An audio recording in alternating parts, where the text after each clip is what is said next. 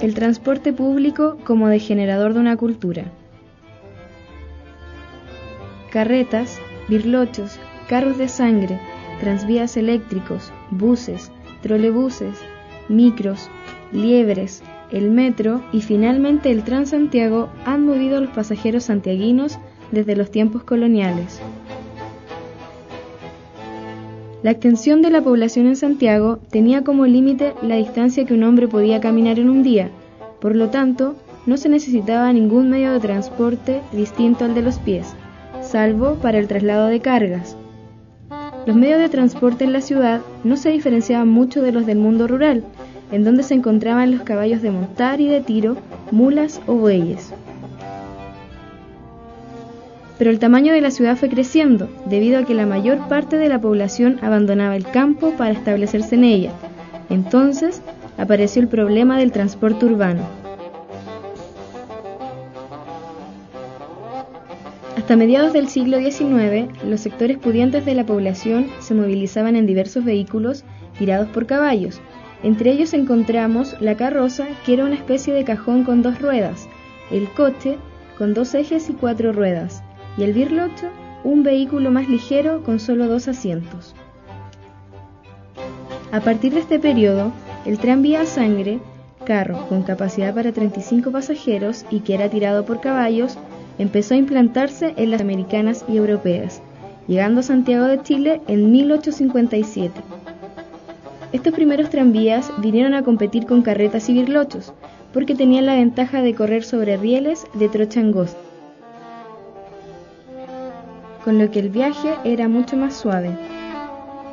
El primer carro urbano de Santiago combinaba sus horarios con las llegadas y salidas de los ferrocarriles en la estación central. En ese entonces era conocida como la Estación del Sur.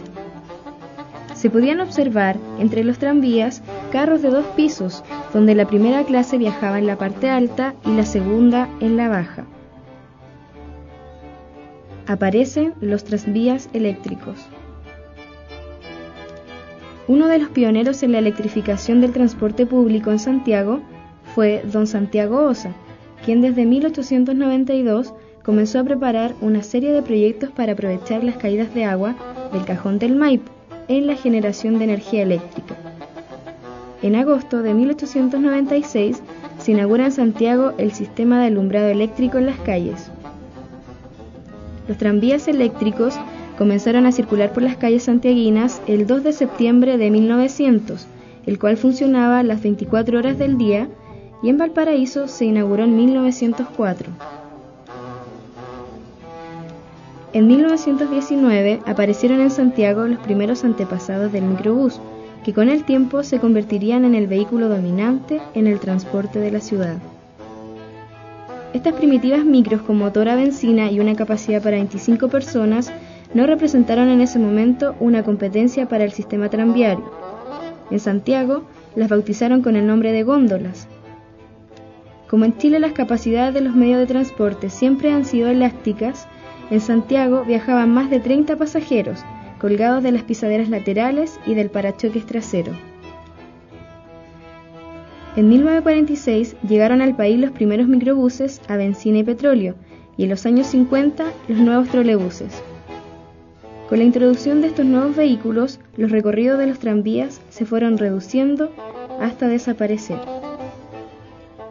En el país circulaban con mayor abundancia los descendientes de las góndolas, los microbuses, que con el tiempo pasaron a ser conocidos como micros, y otros vehículos que tenían menor capacidad de pasajeros, pero con mayor velocidad y facilidad de maniobra, pasó a llamarse la liebre.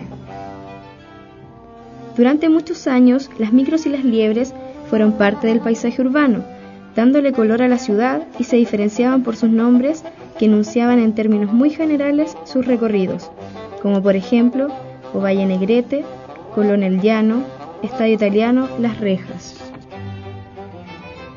Finalmente, con la construcción de la primera línea del metro, entre fines de los años 60 y principios de los 70, se inició una nueva era en el transporte urbano, ya que la gran parte de los viajes empiezan a hacerse por vías subterráneas o por autopistas, donde el paisaje de la ciudad desaparece y sus hitos son reemplazados por la señalética. El sistema ferroviario también tuvo un gran esplendor durante la primera mitad del siglo XX, teniendo como eje principal la Estación Central de Santiago. Sin embargo, actualmente está enfocado principalmente al transporte de carga hacia los puertos de San Antonio y Valparaíso. Pero aún existen servicios a pasajeros. Está el interurbano que llega a Rancagua y San Fernando y los servicios al sur hacia Chillán y Temuco. Desde comienzos de los años 90 se han realizado diversos esfuerzos gubernamentales con el fin de solucionar el caótico sistema existente en la ciudad. En 1994 fueron licitados por primera vez los recorridos de las micros amarillas.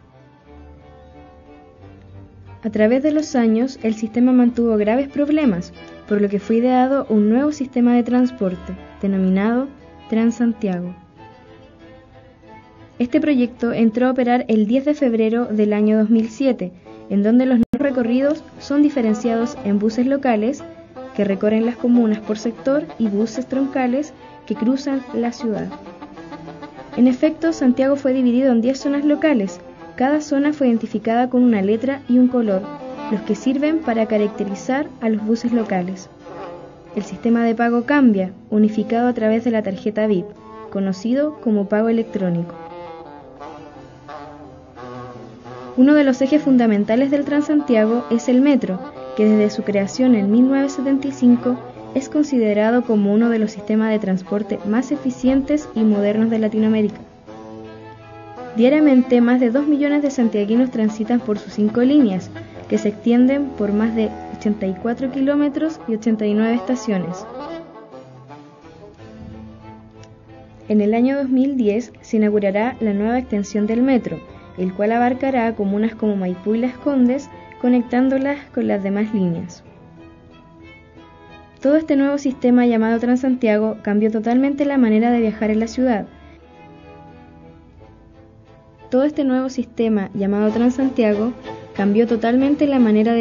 ciudad.